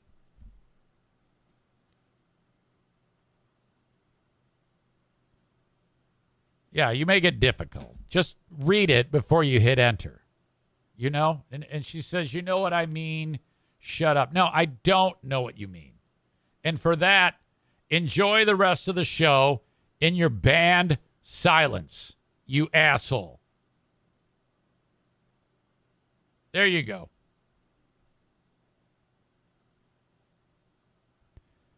Jesse says, I used to drive on 76 in Philly, so I'm used to dealing with animals on the road. Eric, just imagine all those people are all the people on Reddit as you pass them. LOL. Oh, without a doubt. I love the people on Reddit, actually. I'm very fortunate to have them. You would not believe, I'm not kidding you, Kenny, if you were to see the spike in downloads, it's remarkable because I can look at it hour by hour, and you can actually measure the moment that it started being talked about on Reddit to the moment that the spike took place on the audio downloads. It's incredible. Maureen says, oh, no, bye, Amanda. Well, yeah, honestly, she probably would have told us about Pure Romance for the rest of the show. There needs to be a real-time data, like red, yellow, green on Google Maps. Green means stay in one lane. Red means zipper. Yellow means spit on each other's windows and bash each other for the win. Jesse says, PennDOT officials say the zipper merge works best when everyone buys in. If someone tries to block drivers from using the passing lane until the merge point, officials say that can make the problem even worse and cause more backed up traffic. Absolutely. These are assholes. Megan with a great point. You need to put a Trump flag and balls on your truck when you act that way. I love it. I love it. Actually, I want to put a Biden flag and not balls. Like, they got to have a vagina hanging off the back of the truck.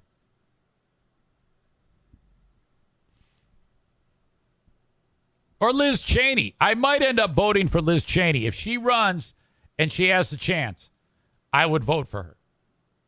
Because she hates Trump, and B, she might be a better solution than Biden. Savage Sack Lunch. Maybe we just need a sign that says merge point. There is one. There actually is one. There was one in that story that I just showed you. Merge here. Josh says, I'm a traffic engineer. All of this nonsense makes me not have enamel on my teeth anymore. Oh, my God. I could go on and on about this. Seriously. This is the big topic. The topics of the world today are January 6th, Trump, Ukraine, abortion, and zipper merge.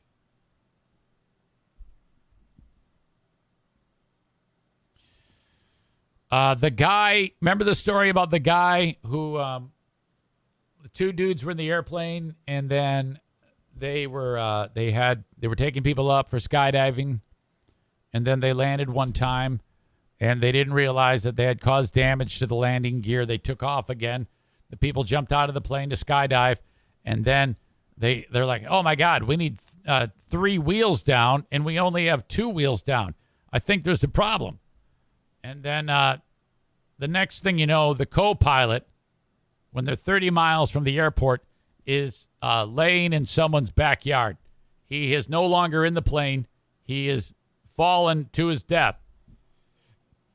Now, this has been a mystery because for a while they thought that first it was he jumped out. And then it was, no. He was peeking at the landing gear, like they opened up a hatch, and he was peeking out, and he fell out. Now, maybe not so. The NTSB is looking into this.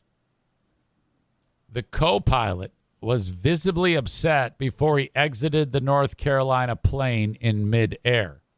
So it might have been he just freaked out and said, that's it, I'm taking off, and just threw himself out of the fucking thing. Now, the plane landed on one, okay, you're supposed to have 2 back wheels and 1 in the front. This pilot, I couldn't believe it. It was incredible. He put the thing down, and it's rolling on the 2 wheels, and then it slows down to like half a mile an hour, and then it's on the grass, and it just goes plop, like gently. And it's fine. I mean, the guy was so good at putting this plane down. So if this guy did freak out and throw himself out of the plane, I mean, that was a real blunder. I mean, Jesus. I mean, if you're the main guy, the main pilot, like, hey, look, I know you got issues right now, but I'm going to put this thing down Sully Sullenberg hero style, and you got nothing to worry about.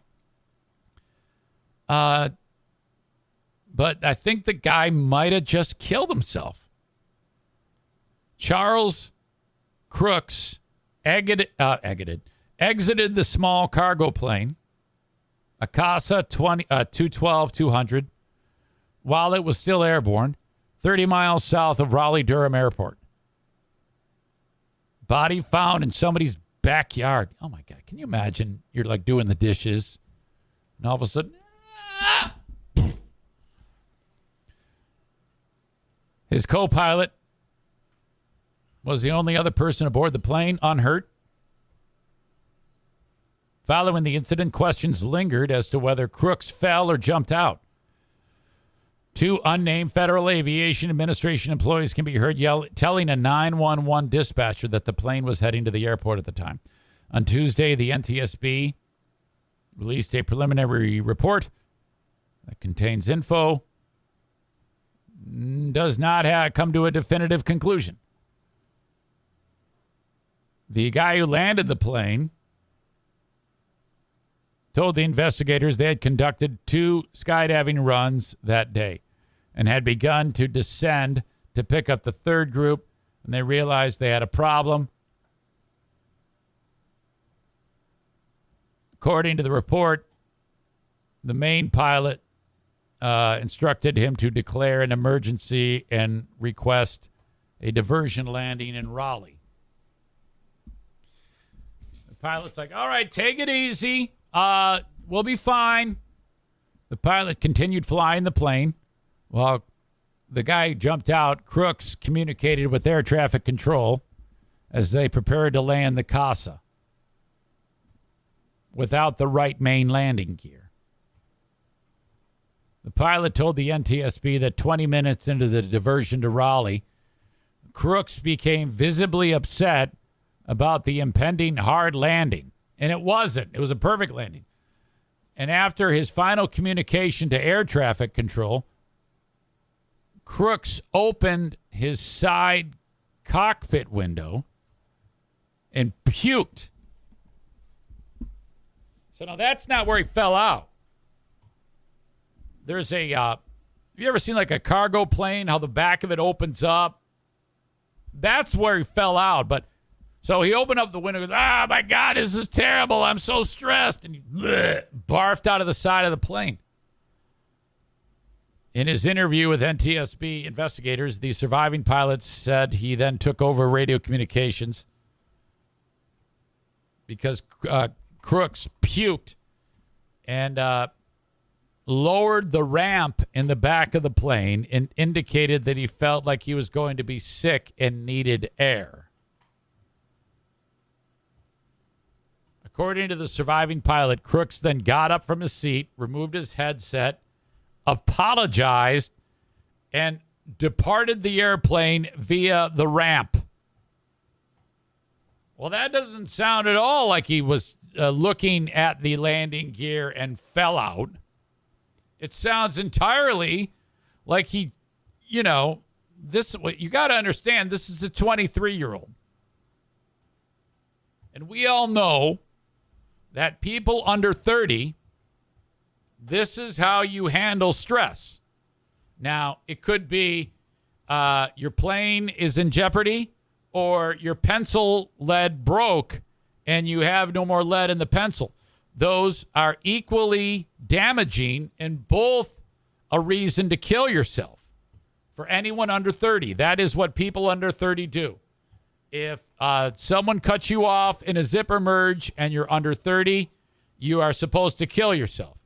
That is how people operate these days. That is why all people under 30 are in jeopardy of dying.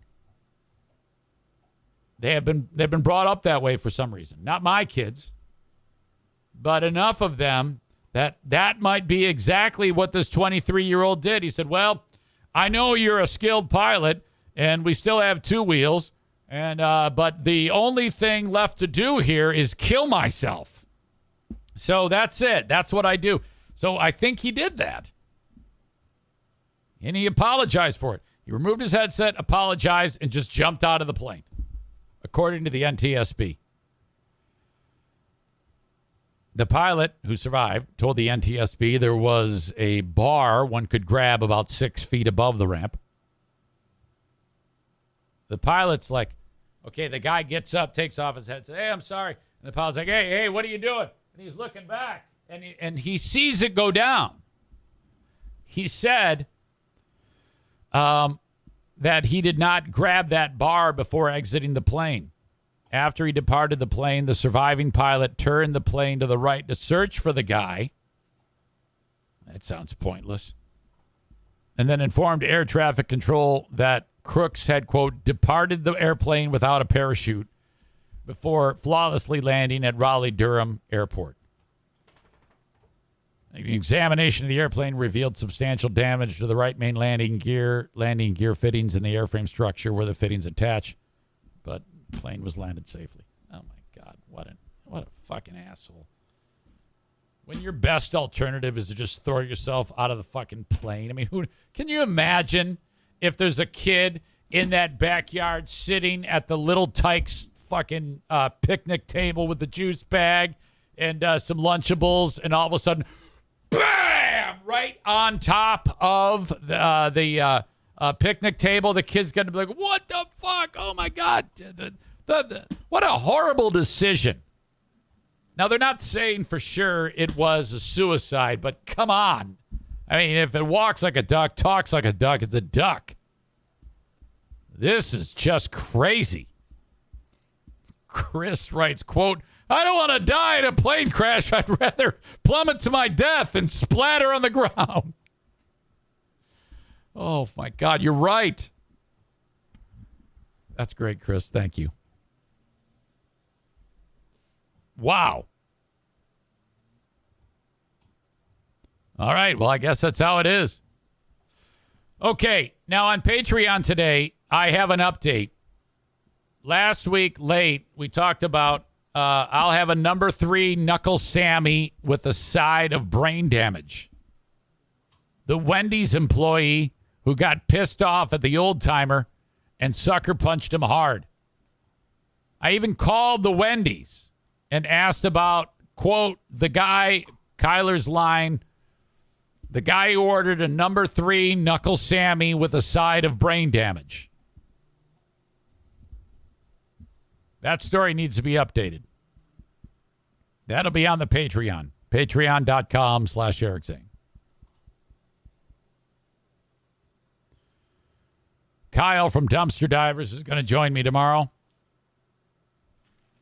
If you're doing some junk removal or whatever it may be, getting rid of the clutter in your home, maybe you're ripping off a roof and you need a dumpster, get a dumpster that's more affordable. Dumpster Divers dumpsters if you are in West Michigan.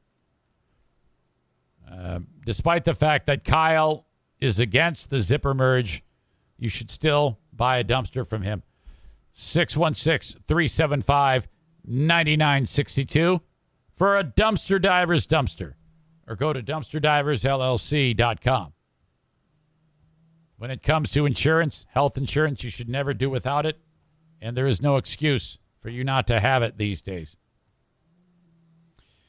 Frank Fuss from My Policy Shop Insurance is going to help you navigate the insurance process on healthcare.gov, also known as Obamacare.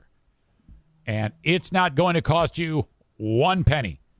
He'll help you with that, and he's also the Medicare Advantage Plan expert and an expert on Social Security. So if you need health insurance, you call Frank. If you are getting ready to sign up for Medicare or retire or Social Security, whatever that may be, call upon Frank.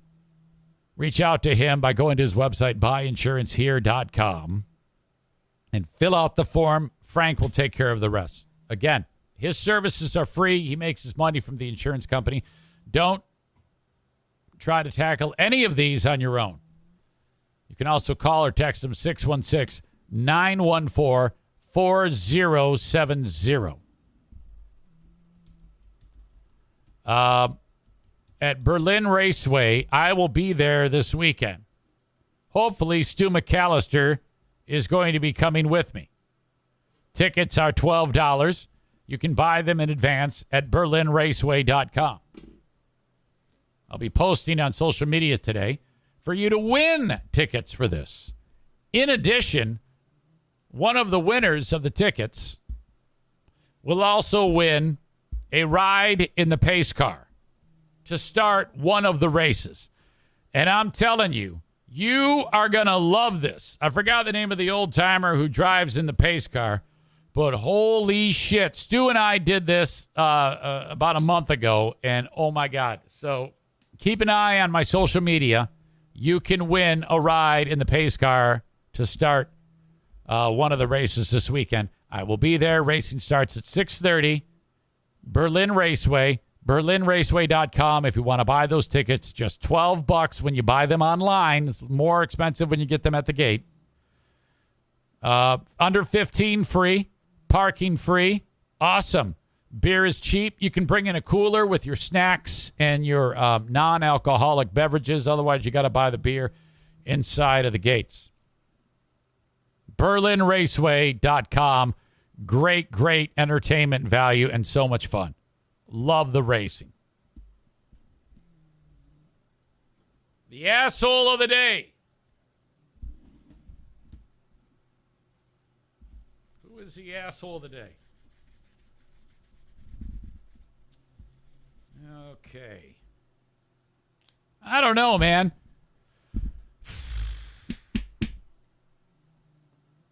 It could be the guy who jumped out of the plane,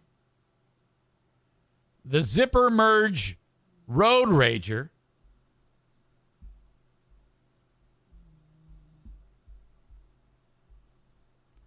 or it could be who I'm writing down right now. It's got to be Aqib Talib, and that breaks my heart because I love Aqib Talib, but Jesus, man. Brought to you by JM Synthetics and TC Paintball. Thank you so much. You guys are awesome. Asshole of the day right there. And that is my time on the Eric Zane Show podcast. Kenny says the asshole of the day is the pilot who let the pilot jump. He didn't let him jump. He was manning the plane. What is he supposed to use? Go gadget arms and keep him from jumping out? You dumbass. How could you possibly get that wrong? It's a dumb thing. Okay. You folks have a great day. And I'll talk to you down the road. Thank you so much. Till next time. Bye-bye.